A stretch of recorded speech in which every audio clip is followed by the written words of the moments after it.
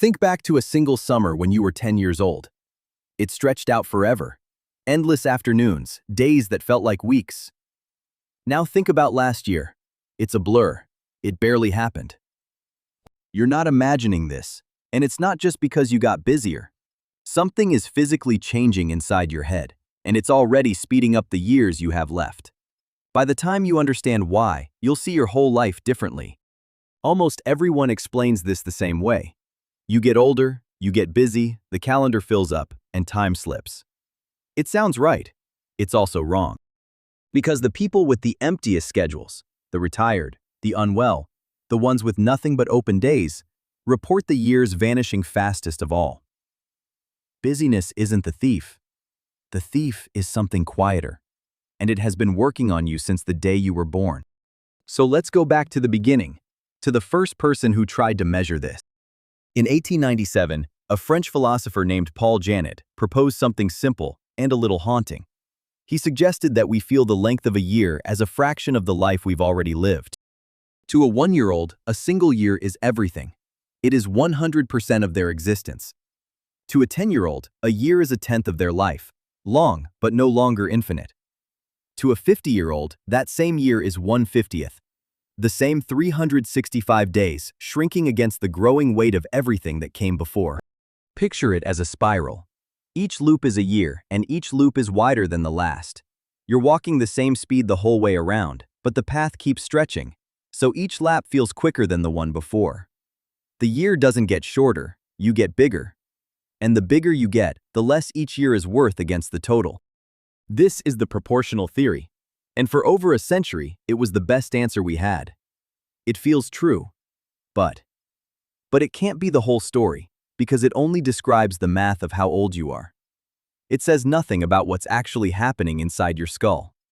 And that is where it gets stranger. There was another mind circling the same mystery. In 1890, the American psychologist William James, one of the founders of modern psychology, wrote that as we age, the days and weeks smooth themselves out, in memory, until whole years become empty and collapse. He noticed it in himself. The events of youth, he said, could be recalled in vivid, intricate detail, while the busy middle years left almost nothing behind. He didn't have the brain scans we have now. He just had his own life, running faster every decade, and the honesty to write down what it felt like from the inside. Your brain does not measure time with a clock. It has no clock. What it has is memory. Here is the part almost nobody is told. When your brain looks back and judges how long a stretch of time was, it doesn't count the hours. It counts the memories. A period crowded with new, vivid, first-time experiences gets stored as dense, detailed, long. A period of repetition, same commute, same desk, same walls, gets compressed into almost nothing. Your brain sees nothing new worth saving, so it saves almost nothing. And when you look back, there's almost nothing there. The time feels like it evaporated, because in memory, it did. Think about why childhood felt so enormous. When you were 8, almost everything was happening for the first time. The first time you swam in the ocean. The first time you rode a bike without falling. The first day at a new school. The first real friend. The first time a song meant something. Every week laid down new tracks. Your brain was recording in high definition because the whole world was new. Now look at a typical adult year. You wake to the same alarm. You take the same route. You see the same faces, do the same work, eat at the same handful of places. It is not that nothing happens. It is that almost nothing happens that your brain decides is worth keeping. So the months blur together into one long, repeating loop, and a whole year collapses into a few highlights you can name in under a minute. Scientists have a name for the brightest of those highlights. They call it the reminiscence bump. When researchers ask older people to recall the most vivid memories of their lives, the memories cluster strangely. They don't spread out evenly. They pile up between roughly the ages of 15 and 25. That single decade, first love, leaving home, the first job, the first taste of freedom, holds more vivid memories than any other stretch, including the decades that came after it. Your teens and early 20s are dense with firsts, so your brain recorded them in detail. The years after are thinner, so they feel thinner. The reminiscence bump is the proof, written into your own memory, that time isn't measured in days. It's measured in firsts. And here is where it gets harder to ignore, because it means the speeding up is not random. It has a cause you are feeding every single day. The fewer new things you do, the faster your life runs. Routine is comfortable. Routine is safe. Routine is also, quietly, the thing eating your years. Each repeated day is a day your brain barely bothers to record. And a year of barely recorded days is a year that, in memory, almost didn't happen. This is why people in their 40s and 50s so often feel a strange grief, the sense that whole years have gone missing.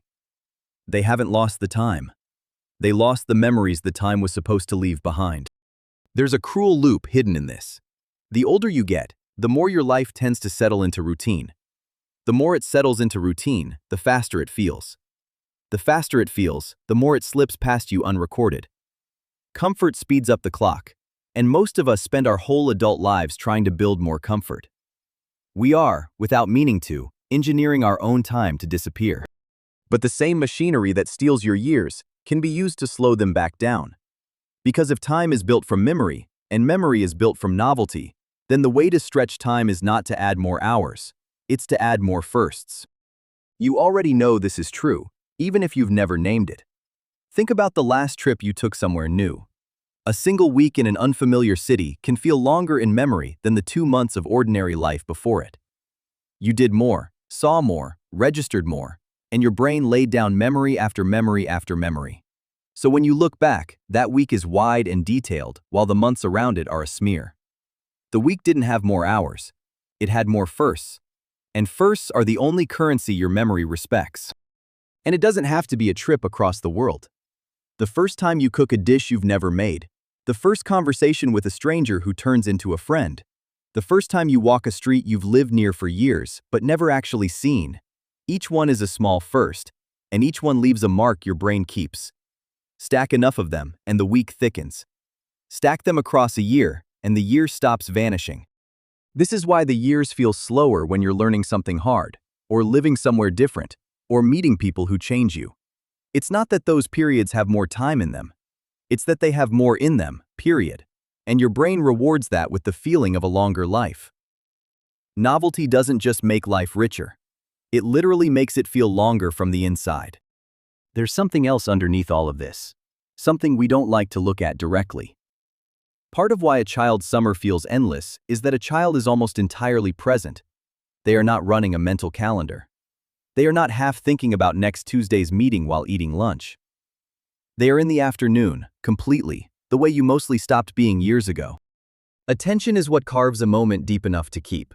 And the modern adult mind, scattered across screens and schedules and 100 low tabs of worry, is barely present enough to record anything at all. We are not just short on novelty, we are short on attention. And the unrecorded moment is the moment that later will feel like it never happened. So here's the truth underneath the question. The years aren't actually speeding up. Time is moving at exactly the pace it always has. The same seconds, the same days, the same indifferent ticking it kept when you were 10 and the summer would not end. What changed is you. You stopped meeting the world for the first time. You traded the wide, frightening, vivid newness of being young for the safety of knowing how everything goes. And the bill for that safety is paid in time you don't remember living. But you are not stuck inside the spiral. You can widen the loops on purpose. You can take the road you've never taken, learn the thing you've been afraid of, sit through one full afternoon without reaching for your phone. You can give your brain something worth recording. None of it adds a single hour to your life. All of it adds length, the only kind of length your memory can feel. The 10-year-old you used to be wasn't living longer days than you. They were just paying attention to them. They were meeting the world before they had it memorized. And somewhere in the years since, without deciding to, you stopped. The clock was never the thing speeding up. You were the one slowing down, slowing into routine, into comfort, into a life your brain had already seen. The years feel fast because you stopped giving them anything to hold.